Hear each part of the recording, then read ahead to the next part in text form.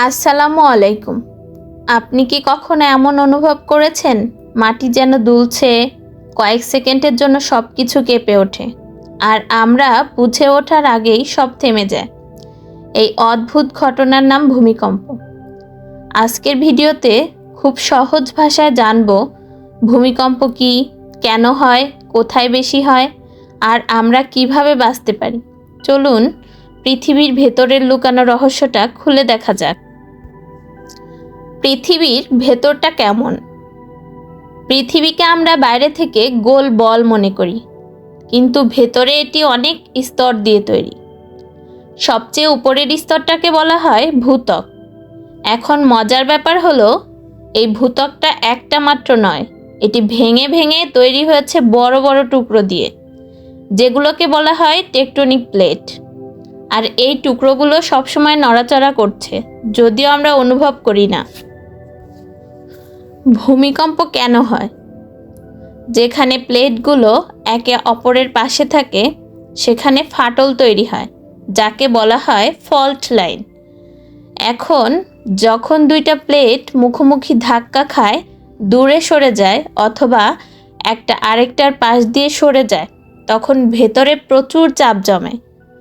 এক সময় এই চাপ আর ধরে রাখতে পারে না, হঠাৎ শক্তি বেরিয়ে আসে। এই বিস্ফোরণের মতো শক্তি মাটির উপর পৌঁছায় তরঙ্গের মতো, সেটাই ভূমিকম্প। ছোট ভূমিকম্প বনাম বড় ভূমিকম্প।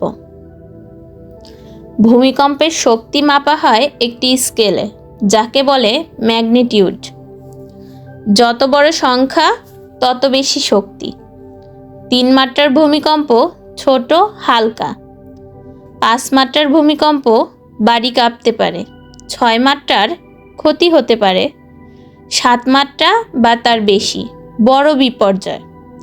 একটি মজার তথ্য, 6 মাত্রা 5 মাত্রার থেকে 10 গুণ শক্তিশালী। মাত্র 1 মাত্রার পার্থক্যই বিশাল।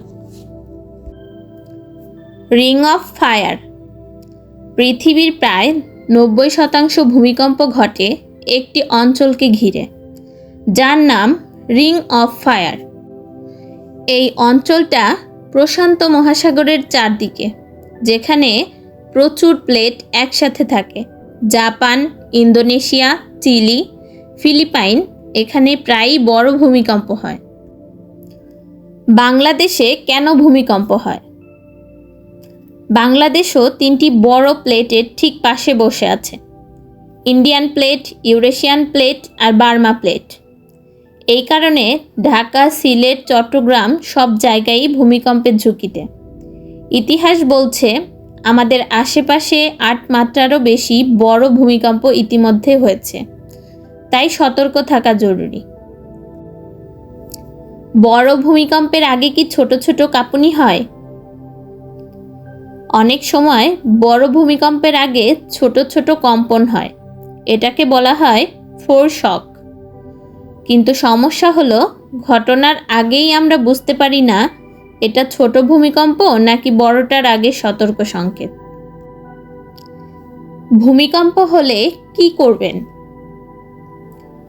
ভূমিকম্প হলে মনে রাখবেন 3টি শব্দ: drop, cover and hold.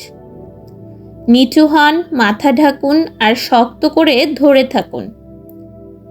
Table বা মজবুত কিছুর নিচে যান। জানালা, কাঁচ, আলমারি থেকে দূরে থাকুন। লিফট ব্যবহার না করে সিঁড়ি ব্যবহার করুন। বাইরে থাকলে খোলা জায়গায় যান। কম্পন থামার পর বিদ্যুৎ ও গ্যাস লাইন পরীক্ষা করুন। ভূমিকম্পের প্রস্তুতি আগে থেকে কি করবেন? ভূমিকম্প কবে হবে, কোথায় হবে কেউ জানে না, কিন্তু একটা ব্যাপার নিশ্চিত, প্রস্তুতি থাকলে বাঁচার সম্ভাবনা বহুগুণ বাড়ে। প্রথমেই দেখুন বাড়ির ভেতরের ভারী জিনিসগুলো, যেমন আলমারি, বুক সেলফ, ফ্রিজ শক্তভাবে দেয়ালে আটকানো আছে কিনা। ভূমিকম্প হলে এগুলো পড়ে গিয়ে বড় দুর্ঘটনা ঘটাতে পারে। ঘুমানোর জায়গার পাশে কোনো গ্লাস, শোপিস বা ভারী জিনিস রাখবেন না। হঠাৎ রাতের বেলায় ভূমিকম্প হলে এগুলোই হতে পারে সবচেয়ে বড় ঝুঁকি। আর হ্যাঁ, একটি জরুরি ব্যাগ সবসময় প্রস্তুত রাখুন। তার ভিতরে রাখুন পানি, শুকনো খাবার, torch, power bank, first aid, প্রয়োজনীয় ওষুধ আর গুরুত্বপূর্ণ কাগজপত্রের কপি। একটি পরিবারের ইমার্জেন্সি প্ল্যান বানান। ভূমিকম্পের পর সবাই কোন জায়গায় মিলিত হবেন আগে থেকেই ঠিক করে রাখুন। বাচ্চাদের শেখান ড্রপ, কভার, হোল্ড অন নিয়ম। আর বছরে অন্তত কয়েকবার পরিবার নিয়ে ছোট্ট ভূমিকম্প ডিল করুন। বাড়ির gas line, electric main switch কোথায় আছে পরিবারের সবাইকে জানিয়ে দিন। জরুরি মুহূর্তে এগুলো বন্ধ করতে দেরি হলে বড় বিপদ ঘটতে পারে। এছাড়া স্কুল, অফিস বা মার্কেটে গেলে আগেই দেখে রাখুন জরুরি বের হওয়ার পথ বা ইমার্জেন্সি এক্সিট কোথায়।